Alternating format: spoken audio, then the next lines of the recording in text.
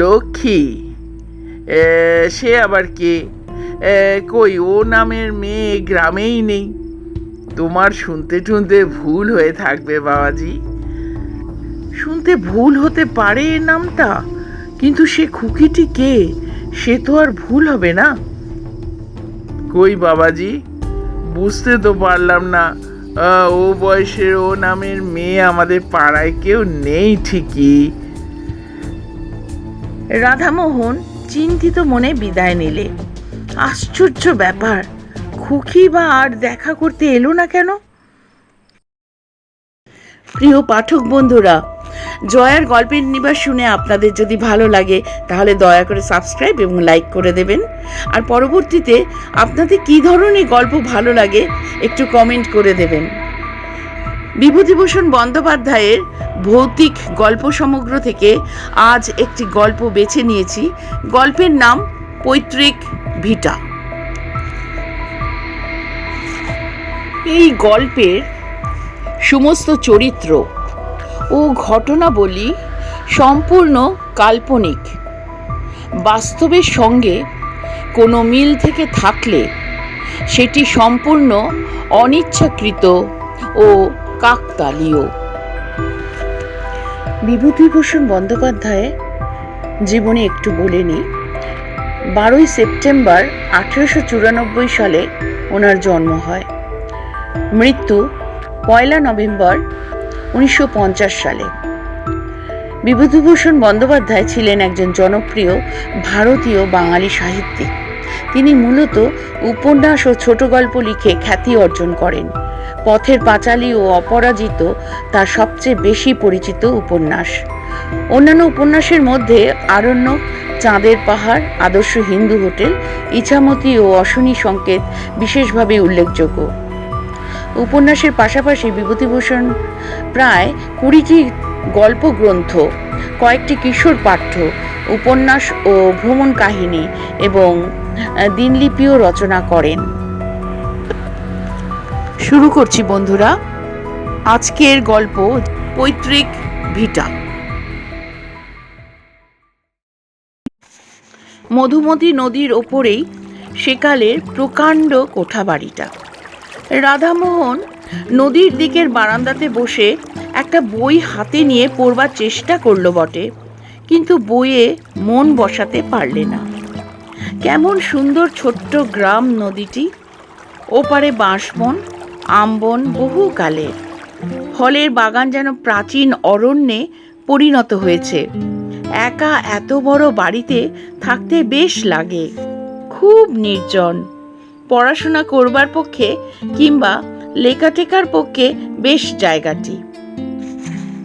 তাদের পৈতৃক বসতবাটি বটে, তবে কতকাল ধরে তাদের কেউ এখানে আসেনি, কেউ বাস করেনি। রাধামোহনের বাবা শ্যামাকান্ত চক্রবর্তী তার বাল্যবয়সে এই গ্রাম ছেড়ে চলে যান। মেদিনীপুরে তার মামার বাড়ি। সেখান থেকে লেখাপড়া শিখে মেদিনীপুরে ওকালতি করে বিস্তর অর্থ উপার্জন করেন এবং সেখানে বড় বাড়িঘর তৈরি করেন।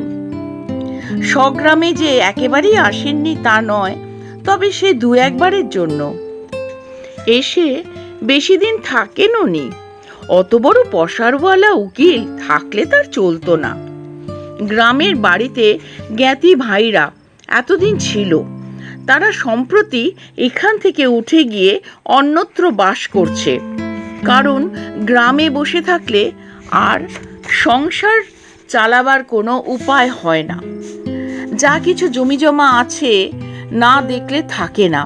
বাড়িটার একটা ব্যবস্থা করতে হয়, নইলে বাড়িঘর সব নষ্ট হয়ে যাবে। রাধামোহন নিজে গত বৎসর ওকালতি পাশ করে পরলোকগত পিতৃদেবের পসারে বসেছে। এবার দেশে চিঠি পেয়ে পুজোর ছুটিতে একাই গ্রামে এসেছে, বাড়িঘর এবং জায়গা জমির একটা বিলি ব্যবস্থা করতে। পাশের বাড়ির বৃদ্ধ ভৈরব মারুজ্জে 2 দিন খুব দেখাশোনা করছেন। তিনি জোর করে তার বাড়িতে রাধামোহনকে নিয়ে গিয়ে কদিন খাইয়েছেন, নইলে রাধামোহন নিজেই রেঁধে খাবে পৈতৃক ভিটেতে, এই ঠিক করেই এসেছিল। ভৈরব বারুজ্যের বড় ছেলে কেষ্ট এসে বললে, দাদা চা খাবেন? আসুন। তুই নিয়ে আয় এখানে কেষ্ট, বেশ লাগছে সন্ধেবেলাটা নদীর ধারে। আনবো? সেই ভালো, যা। গ্রামের সবাই অবশ্যই আত্মীয়তা করেছে, ভালোবেসেছে। বৃদ্ধ লোকেরা বলেছে, আহা তুমি শ্যামাকান্তদার ছেলে, কেন হাত পুড়িয়ে রেঁধে খেতে যাবে? আমরা তো মরিনি এখনো, এসো আমাদের বাড়ি। রাধামোহন সকলের কাছেই কৃতজ্ঞ। কেষ্ট চা দিয়ে কিছুক্ষণ গল্প করে চলে গেল। তারপর রাধামোহন আবার একলা। অন্ধকার রাত্রি, মধুমতির জলে তারা ভরা আকাশে ছায়া পড়েছে। রাধামোহন বসে বসে ভাবছে, এই এত বড় বাড়িটা তার ঠাকুরদাদা তৈরি করেছিলেন কেন এখানে? সেকালের পুলিশের দারোগা ছিলেন তিনি, অনেক পয়সা রোজগার করেছেন বটে, কিন্তু বৈষয়িক বুদ্ধি ছিল না সেকালের লোকের। এই বন জঙ্গলে ভরা গ্রামে কেউ পয়সা খরচ করে বাড়ি করে? কি কাজে আসছে এখন? আচ্ছা, সুরকির কলওয়ালারা বাড়িটা নেয়, তাহলে পুরনো ইটের দরে বাড়িটা বিক্রি করা যায়। খুট করে কিসের শব্দ শোনা গেল। রাধামোহন দেখলে একটি 10-11 বছরে টুকটুকে ফর্সা মেয়ে ঘরের দাওয়ায় আড়াল থেকে উকি মারছে। ঘরের মধ্যে হ্যারিকেন জ্বলছে, বারান্দাতে সামান্য আলো এসে পড়েছে, সুতরাং একেবারে অন্ধকারে সে বসে নেই। ভৈরব বাড়ুজ্যে একবার ছেলে পাঠায়, একবার মেয়ে পাঠায়, লোকটা খুব যত্ন করছে বটে। ও বললে, কি খুকি, ভাত হয়েছে বুঝি? একটু পরে মেয়েটি সংকোচের সঙ্গে বাইরে এসে দাঁড়ায়। রাধামোহন বললে, তোমার নাম কি? লক্ষ্মী। বেশ নাম, পড়ো? ওহো। গান জানো? ওহো। রাধামোহন হেসে বললে, হা হা হা, তবে তো মুশকিল দেখছি, বিয়ের বাজারে তুমি যে বিপদে পড়বে। রান্না? বালিকা ঘাড় নেড়ে জানায় সে জানে। ওই একটা ভালো গুণ রয়েছে তোমার, কি কি রান্না জানো? সব। সব? বাহ, বেশ খুকি, তুমি বসো। বালিকা সলজ্জভাবে ঘাড় নেড়ে বললে, না, বসবো না। কেন, কাজ আছে? না। তবে বসো। না, আমি যাই, তুমি খেয়ে এসো। যাচ্ছি। ভাত হয়েছে? তোমার খুব খিদে পেয়েছে না? যাও, খেয়ে এসো। রাধামোহন কি একটা বলতে গিয়ে পেছন ফিরে দেখলে খুকি কখন চলে গিয়েছে। সে একটু পরে বাড়ুজ্যে বাড়ি খেতে গেল। ভৈরব বাড়ুজ্যে বললেন, এসো বাবাজি, এসো, রান্নাও হয়ে এলো প্রায়। রাধামোহন বললেন, হ্যাঁ, আপনার মেয়ে ডাকতে গিয়েছিল যে। খাওয়া দাওয়া করে রাধামোহন চলে এলো। একা নির্জন বাড়িতে তার বেশ লাগে। তার পূজ্যপাদ পিতৃপুরুষেরা যেন অদৃশ্য চরণে এখানে বিচরণ করেন। এই বাড়িতে তার পিতামহ বাল্যকালে খেলে বেরিয়েছেন। তার পিতামহী নববধূরূপ প্রথম এসে দুধে আলতায় পা রেখে দাঁড়িয়েছেন এই বাড়ির প্রাঙ্গণে। আজ তারা বিদেশ গিয়ে বড় বাড়ি ফেঁদে বাস করছে, দেশকে ভুলেছে। গভীর রাত্রে ঘুমের ঘোরে সব পূর্বপুরুষেরা যেন এসে অনুরোধ করেন, কেন আমাদের ছেড়ে চলে গেলে? কি করেছিলাম আমরা? পরদিন সকালে উঠে সে নিজের জমিজমা নিয়ে ব্যস্ত রইল। সারাদিন কাটলো সেভাবে। রাত্রে বারান্দাতে বসেছে, আবার সেই খুকিটি এসে দরজার আড়ালে দাঁড়ালো। প্রথমটা রাধামোহন টের পায়নি। বড় লাজুক মেয়ে, নিঃশব্দ চরণে কখন এসে যে দাঁড়ায়। রাধামোহন বললে, ও খুকি, ও, ভাত হয়েছে নাকি? আজ দেরি হবে, মাংস রান্না হচ্ছে তোমার জন্যে। সত্যি? তবে তো আজ ফিস্টের ব্যবস্থা। ও, তুমি বুঝি ফিস্ট বুঝতে পারলে না? ভোজ যাকে বলে, কি বলো? খুকি হেসে চুপ করে রইল। বেশ মেয়েটি, বেশি কথা বলে না, শান্ত সলজ্জ ব্যবহার। রাধামোহন বললে, তোমার মামার বাড়ি কোথায় খুকি? ভুলে গিয়েছি। ভুলে গিয়েছি কি রকম? সেখানে যাও না? খুকি ঘাড় নেড়ে বললে, না। রাধামোহনের হাসি পেল খুকির কথায়। বেশ নিঃসংকোচ ভাব ওর। খুকি আবার বললে, তুমি একা এসেছো কেন? রাধামোহন হাসতে হাসতে বললে, হা হা হা, কেন বলো তো? বৌছিদের নিয়ে এসো, এত বড় বাড়ি পড়ে আছে, আমোদ করুক। তোমার ইচ্ছে তাই খুকি? খুব, আমি তো তাই চাই। কেন? কতকাল এই বাড়ি এমনই পড়ে আছে না, কেউ বিদিন দেয় না। এই কথাটা ওর মুখ থেকে শুনে রাধামোহনের আশ্চর্য লাগলো। এতটুকু মেয়ের মুখে এমন কথা, পাকা গিন্নির মতো। ও কৌতুকের সঙ্গে বললে, তোমার তাতে খারাপ লাগে নাকি খুকি? বা, লাগে না? তোমরা সবাই এসো, বাড়িতে শাক বাজুক, সন্ধ্যের পিদিন দেয়া হোক। কথা শেষ করেই সে ব্যস্তভাবে বললে, তোমার খুব খিদে পেয়েছে না? বড্ড রাত হয়ে গেল। না না, এমন আর বেশি রাত কি? তোমার আবার সকালে খাওয়া অভ্যেস। তুমি কি করে জানলে খুকি? অস্পষ্ট হাসির সুর মাত্র শোনা গেল, কোনো উত্তর এলো না। একটু পরে মাথা দুলিয়ে দুলিয়ে খুকি বললে, ভালো লাগে, বড্ড ভালো লাগে। রাধামোহন ওর দিকে চেয়ে বললে, কি ভালো লাগে খুকি? এই তুমি আজ এসেছো, কেউ তো কখনো আসে না এ বাড়িতে। তুমি যাও, মাংস রান্না হয়ে গিয়েছে। হয়ে গিয়েছে? তুমি কি করে জানলে? খুকি হেসে বললে, আমি জানি যে, যাও তুমি। দাঁড়াও, আমি মুখটা ধুয়ে আসি, একসঙ্গে যাব।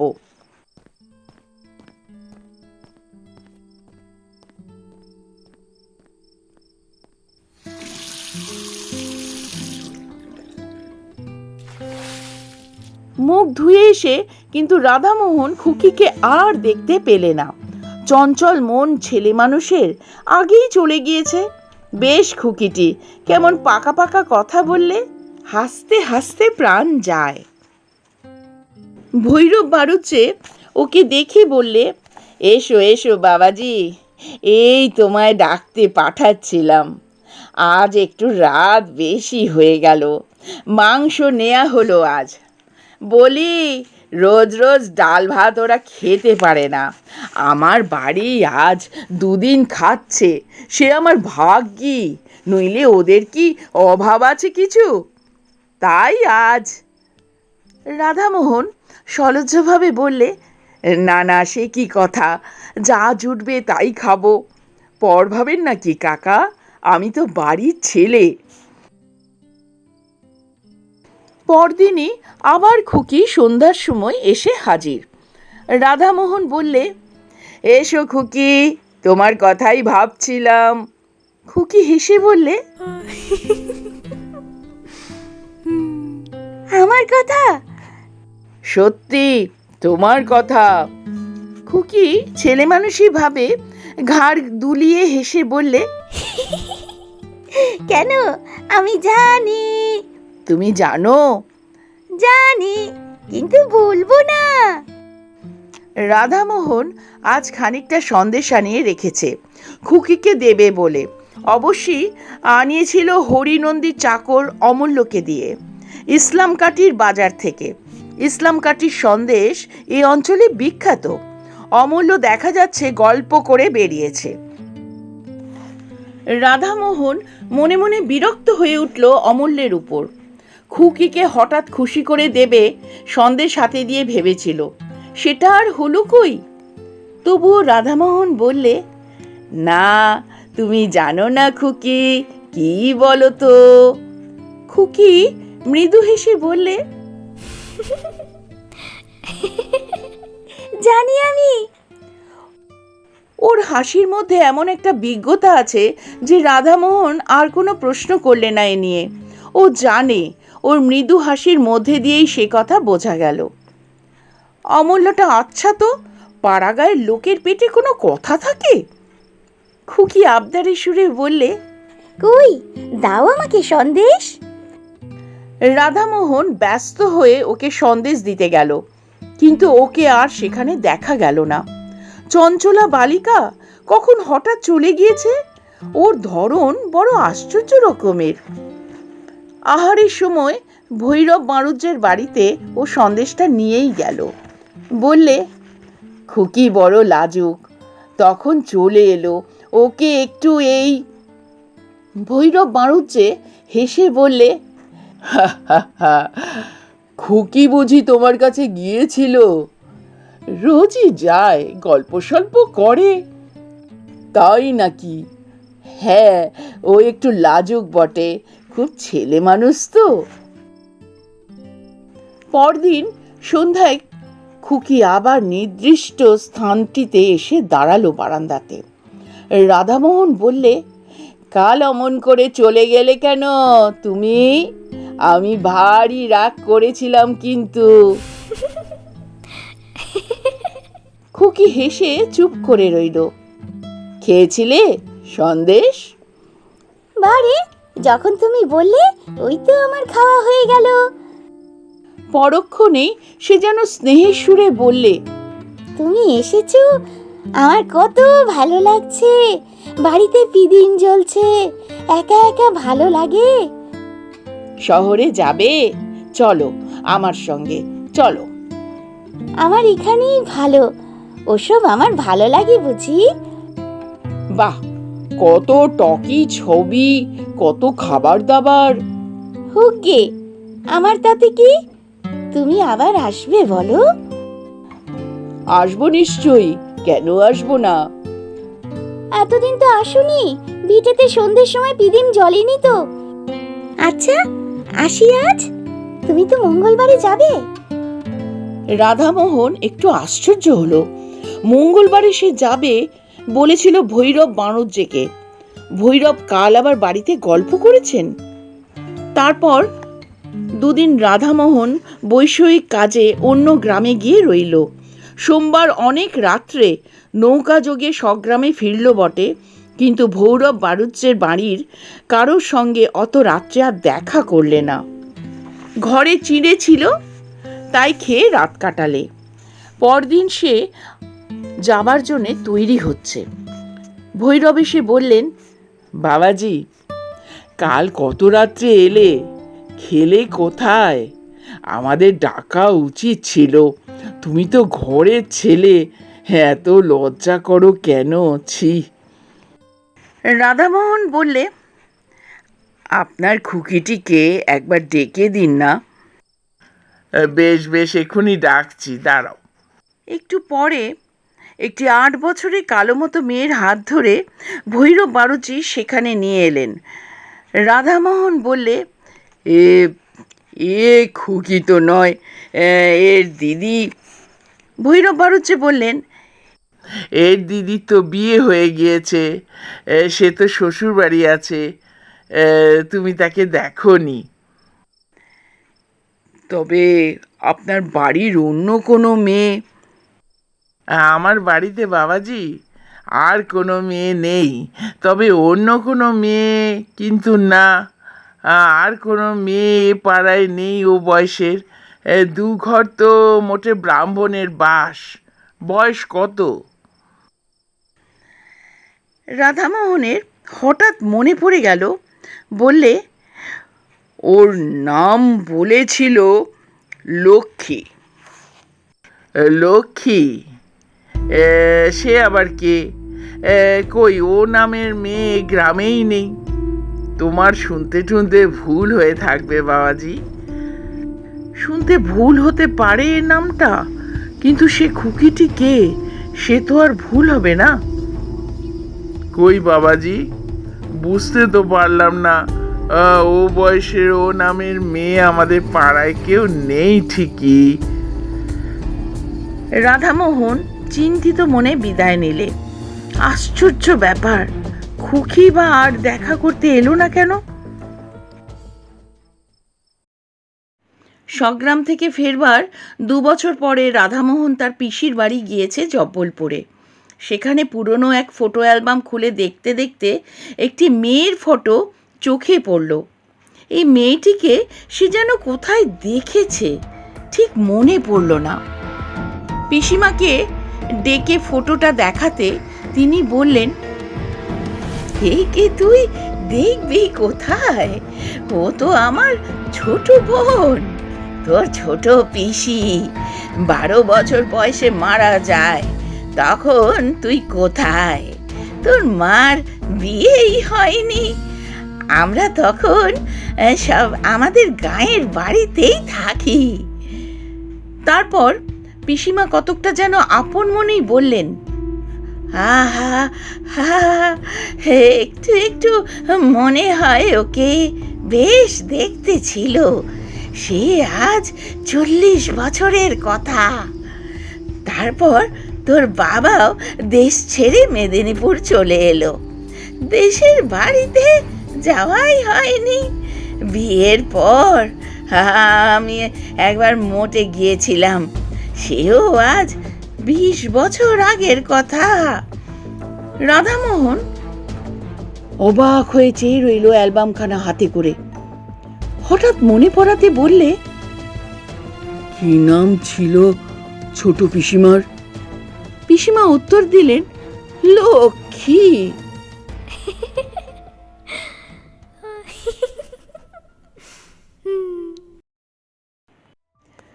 গল্প পাঠ এখানেই শেষ হলো। প্রিয় পাঠক বন্ধুরা, আমার চ্যানেল জয়ার গল্পের নিবাস যদি আপনাদের ভালো লেগে থাকে তবে দয়া করে সাবস্ক্রাইব আর লাইক করে দেবেন, তাহলে একটু উৎসাহ পাই। আপনারা সবাই ভালো থাকবেন, আমার হার্দিক ভালোবাসা নেবেন। নমস্কার।